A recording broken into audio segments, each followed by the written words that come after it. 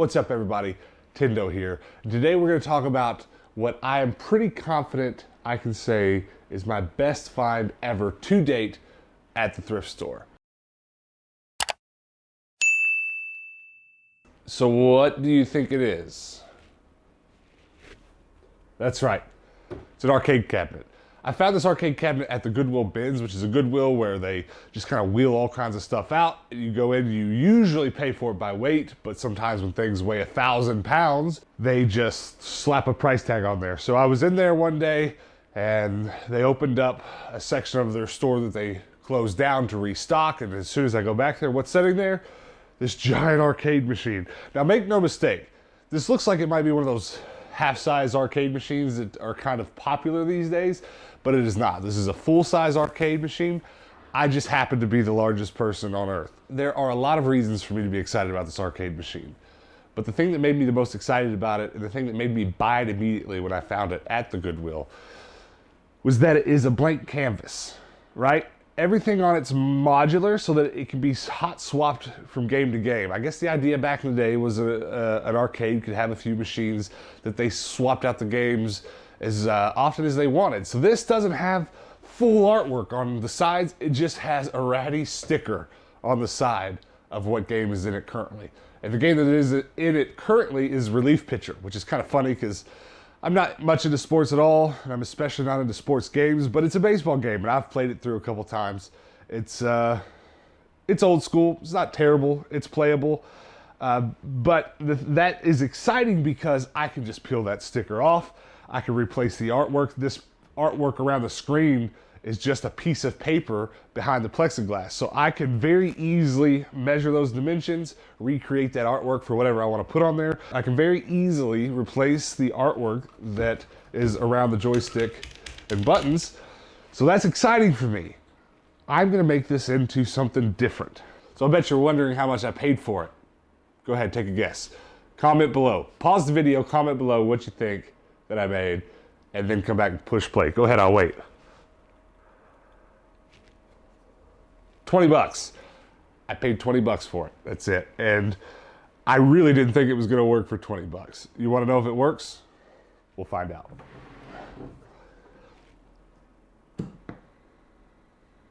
Immediate. It wasn't so immediate when I brought it home. I brought it home and plugged it up. But it turned out there's 2 power switches inside of it. And I don't know if that's normal for all arcade machines, but there was a hard on and off in the back and then more of a temporary switch in the front. And so they both had to be on for the machine to work. Let's jump in for a closer look here. I had always been told that the CRTs inside of arcade machines were a little bit of a different breed, and this machine definitely proved that for me. I don't know how to explain it, but the screen is just different, and there's no way that my camera is going to do it justice. So just trust me. This screen is beautiful. And then let's take a look at the controls. The artwork is just terrible. There's not much to say about it, and I'm not very happy about the configuration of these buttons. I do have extra arcade buttons laying around. I'm probably going to have to wire up something completely different, though these are completely functional, so I don't know.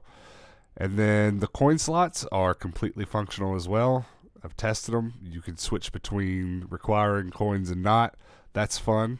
Here's a quick look inside where the magic really happens. This thing is called the JAMA board. In case you weren't familiar, this is what actually stores and processes the game.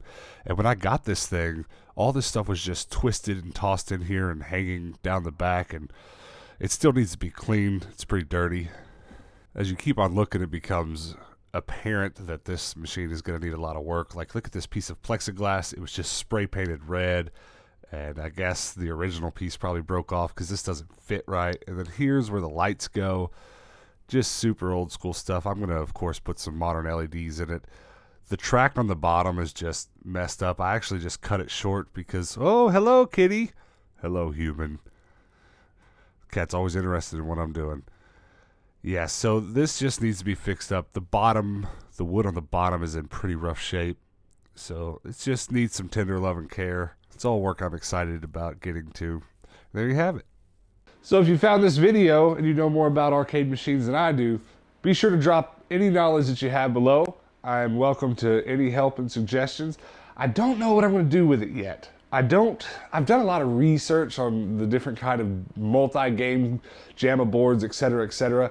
I really want to go the Raspberry Pi route and put a Raspberry Pi in there, but that's a little complicated because what I have decided is that the CRT in this machine has to stay. It absolutely has to stay. I was just going to replace the screen with a modern screen, and that would be easy. It would be ready to go right now if I was going to do that. But the beauty of this CRT is I'm not going to waste it. And it's not super easy to plug a Raspberry Pi into CRT. There are ways to do it. There are a lot of technical things. There's some really expensive hardware that will do it well, but I'm just not getting rid of that CRT. It's too perfect. It's too perfect. I mean, look at it.